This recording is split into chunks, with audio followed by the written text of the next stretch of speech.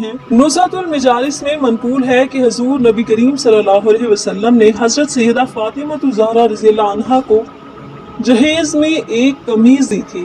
شادی کے کچھ عرصہ بعد ایک سائل حضرت سیدہ فاطمہ الزہرا رضی اللہ عنہا کے دروازے پر آیا اور صدا لگائی، اے نبی کے گھر والوں، میں محتاج ہوں، مجھے کچھ عطا کیا جائے۔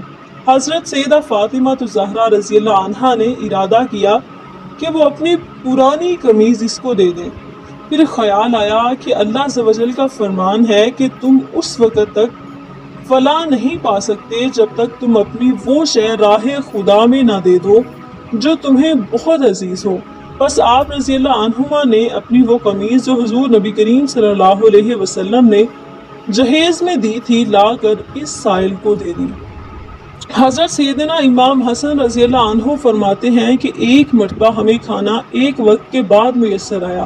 میں بھائی حسن رضی اللہ عنہ اور والد بزرگوار حضرت سیدنا علی مرتضیٰ رضی اللہ عنہ کھانا کھا چکے تھے اور والدہ ماجدہ حضرت سیدہ فاطمہ الزہرا رضی اللہ عنہا کھانا تناول فرمانے لگیں تو ایک سائل نے دروازے پر آ کر صدا لگائی، اے رسول اللہ صلی اللہ علیہ وسلم کی صاحبزادی، تم پر سلام ہو، میں 2 وقت سے بھوکا ہوں، مجھے کھانا کھلا دو۔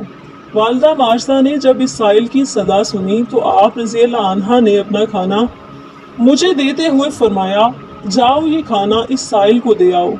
میں نے 1 وقت کا کھانا نہیں کھایا جبکہ وہ 2 وقت کا بھوکا ہے۔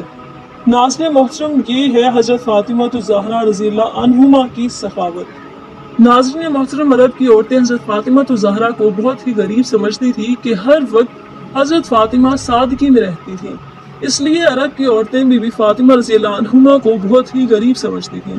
وہ یہ سمجھتی تھی کہ بی بی فاطمہ کے پاس کچھ نہیں ہے۔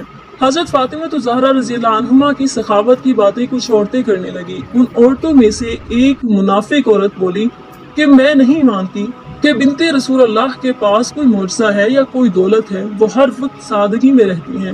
اس بات کو جاننے کے لیے وہ منافق عورت حضرت فاطمہ رضی اللہ عنہا کے گھر پہنچی۔ آپ رضی اللہ عنہا نے دروازہ کھولا، اس عورت کو اندر بلایا، صحن میں بٹھایا۔ وہ عورت بولنے لگی، اے بنت رسول، آپ کی سخاوت کے چرچے سرعام ہو رہے ہیں، آج میں بھی چاہوں گی کہ آپ مجھے کچھ دکھائیں۔ حضرت فاطمہ رضی اللہ عنہا فرمانے لگی کہ اللہ تبارک و تعالیٰ نے ہر انسان کو وہ عطا کیا ہے جو اس کے لیے بہتر ہے۔ بی بی فاطمہ رضی اللہ عنہا فرمانے لگی، اے عورت، وہ نعمت دیکھو جو اللہ تبارک و تعالیٰ نے تمہیں جسم کی صورت میں عطا کی ہے، ان نعمتوں کے آگے دنیا کی دولت کچھ بھی نہیں ہے۔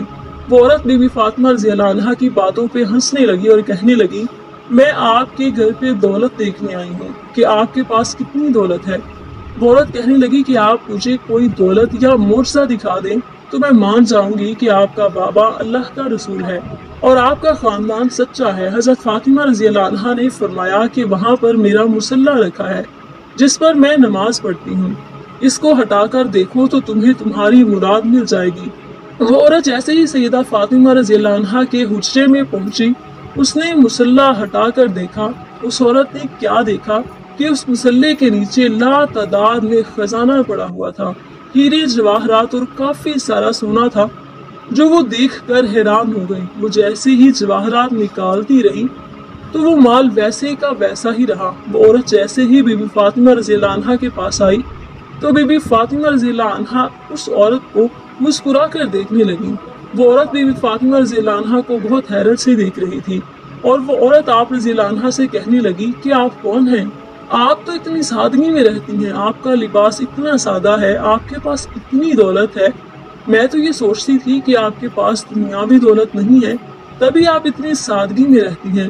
بی بی فاطمہ رضی اللہ عنہا فرمانے لگی کہ اللہ تبارک و تعالیٰ نے دنیا کے تمام خزانے اہل بیت کے قدموں میں رکھ دیے اور اللہ کی مرضی یہ ہے کہ ہم سادگی میں رہیں تاکہ کوئی بھی شخص سادگی اختیار کرنے میں کوئی شرم نہ کرے۔ حضرت فاطمہ رضی اللہ عنہا فرمانے لگی کہ اس دنیاوی دولت کا تو آخرت میں سخت حساب دینا پڑے گا۔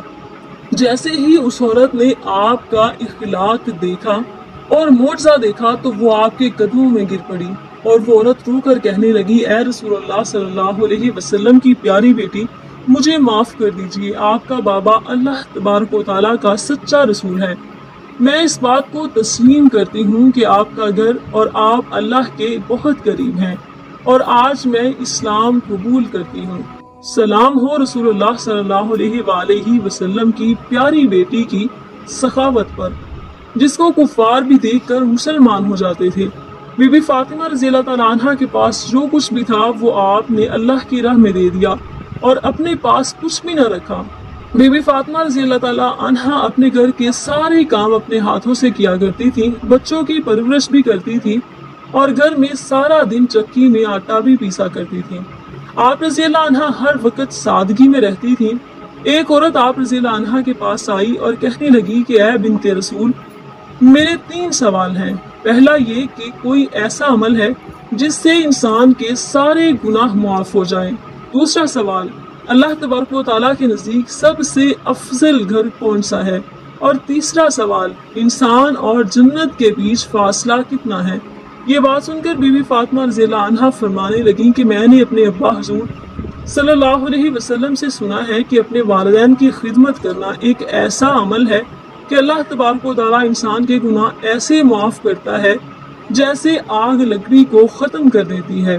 اور تمہارا دوسرا سوال تھا کہ اللہ تبارک و تعالیٰ کے نزدیک کون سا گھر زیادہ افضل ہے؟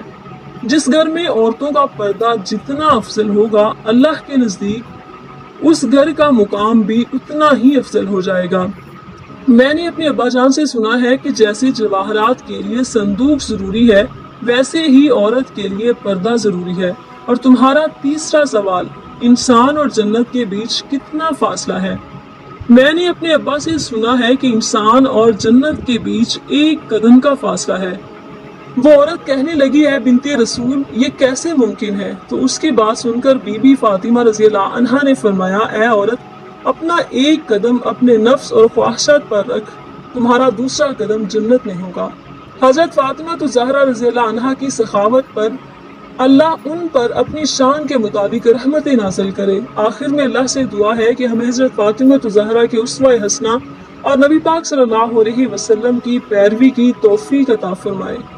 ناظرین محترم، آج کی اس ویڈیو میں ہم نے حضرت فاطمہ الزہرا کی زندگی کے کچھ واقعات آپ کے گوش گزار کیے ہیں۔ اگر ہم سے کوئی کوتاہی ہو گئی ہو تو اللہ پاک ہمیں معاف فرمائے۔ امید کرتے ہیں کہ ہماری آج کی ویڈیو آپ کو پسند آئی ہوگی۔ ویڈیو کو لائک بھی کیجیے گا اور شیئر بھی کیجیے گا۔ کمنٹ باکس میں حضرت فاطمہ الزہرا سے اظہار محبت کے لیے چند الفاظ ضرور تحریر کیجیے گا اور ساتھ میں چینل کو بھی سبسکرائب کر لیجیے گا۔ جلد ہی حاضر ہوں گے ایک نئی ویڈیو کے ساتھ، تب تک کے لیے اپنا بہت سارا خیال رکھیے گا۔ اللہ نگہبان۔